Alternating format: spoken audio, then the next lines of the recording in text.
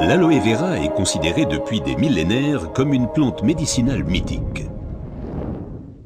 Déjà, les Aztèques l'utilisaient comme remède miracle contre beaucoup de maladies.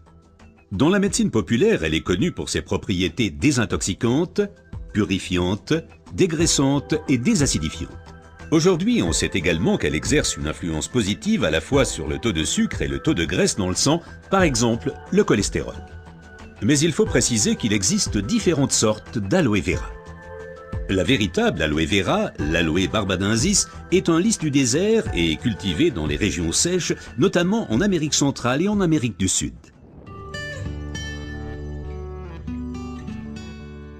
L'efficacité de l'aloe vera dépend principalement de son traitement, mais les différences se font dès la récolte. Pour éviter d'abîmer la plante, les feuilles doivent être coupées à la main. Comme la pellicule supérieure de la feuille contient de l'aloïne toxique qui protège la plante contre les animaux et a un effet laxatif pour l'être humain, il faut bien séparer l'enveloppe du gel intérieur. Le gel est du reste l'élément le plus précieux de l'aloe vera. Il contient à lui seul plus de 150 composants importants et bénéfiques pour la santé tels que vitamines, enzymes, polysaccharides et oligoéléments. Et c'est précisément cette combinaison unique, cette association de différentes substances qui entraîne l'effet médicinal. L'un des composants les plus importants est l'acémanal. Il a une influence positive sur le système immunitaire et diminue d'autre part les inflammations et les radicaux libres. Le résultat, une amélioration de l'apport en oxygène. Observons ce phénomène de plus près. Le sang assimile l'oxygène dans le poumon et le transporte à travers les vaisseaux sanguins vers les cellules. Les gros vaisseaux se divisent et deviennent de plus en plus petits pour devenir enfin des vaisseaux capillaires. Les capillaires sont les plus petits vaisseaux sanguins. C'est là qu'a lieu le transfert de l'oxygène du vaisseau sanguin vers les cellules.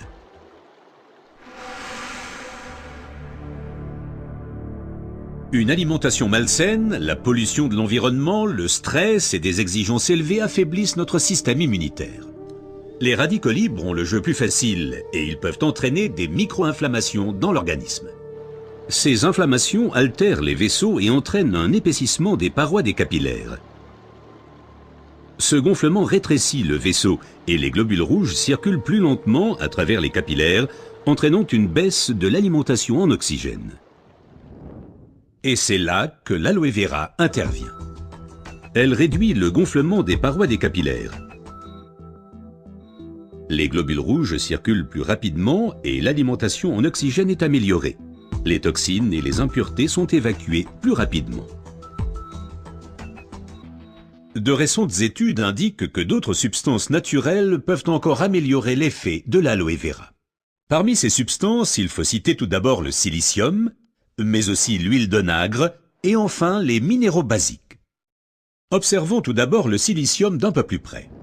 Le silicium est indispensable à l'organisme. C'est un élément structurant. Nous le connaissons surtout sous forme de sable de quartz que l'on trouve dans la pierre et le béton. Dans l'organisme, le silicium contribue à stabiliser les tissus, mais il renforce également les os, les ongles, les cheveux, les tissus conjonctifs et les parois des capillaires. Avec l'âge, les capillaires menacent de perdre leur fermeté. Ils peuvent littéralement se désagréger, ce qui entraîne une interruption du flux sanguin. Dans le pire des cas, ceci peut entraîner des incidents vasculaires cérébraux et l'infarctus. Le silicium renforce et soutient les parois des capillaires et maintient ainsi le vaisseau sanguin ouvert. Les globules peuvent ainsi continuer à alimenter les cellules en oxygène. Mais le corps humain ne peut pas s'alimenter en silicium sous sa forme d'origine qu'est le sable de quartz. Toutefois, la nature offre des alternatives, et notamment une source végétale idéale, l'ortie. Car elle est riche en silicium naturel, mieux assimilable par l'être humain. Une oxygénation optimale ne dépend pas uniquement des capillaires, mais aussi et surtout de l'état du sang. Le sang ne peut bien circuler dans les vaisseaux capillaires que s'il est suffisamment fluide. Certaines substances peuvent améliorer la fluidité sang, l'huile d'onagre avec ses acides gras insaturés et naturellement les minéraux basiques. Les acides gras insaturés sont des fluidifiants du sang. Ils empêchent les globules de s'agglutiner et donc un épaississement du sang. Les minéraux basiques soutiennent l'élasticité des globules rouges et facilitent ainsi leur passage à travers les capillaires. Ces deux éléments améliorent la fluidité du sang et garantissent ainsi son alimentation optimale en oxygène. Permettez-moi de récapituler. Une oxygénation satisfaisante de nos cellules est une condition importante de notre santé et permet également de prévenir les maladies graves. L'aloe vera et son effet décongestionnant améliorent l'oxygénation. Le silicium renforce les parois des capillaires et garde le vaisseau sanguin ouvert.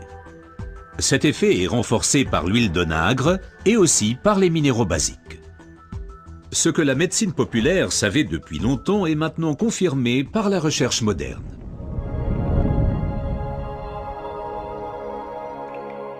L'aloe vera améliore l'apport en oxygène et donc votre santé. Car l'oxygène signifie la vie. Faites confiance à l'aloe vera.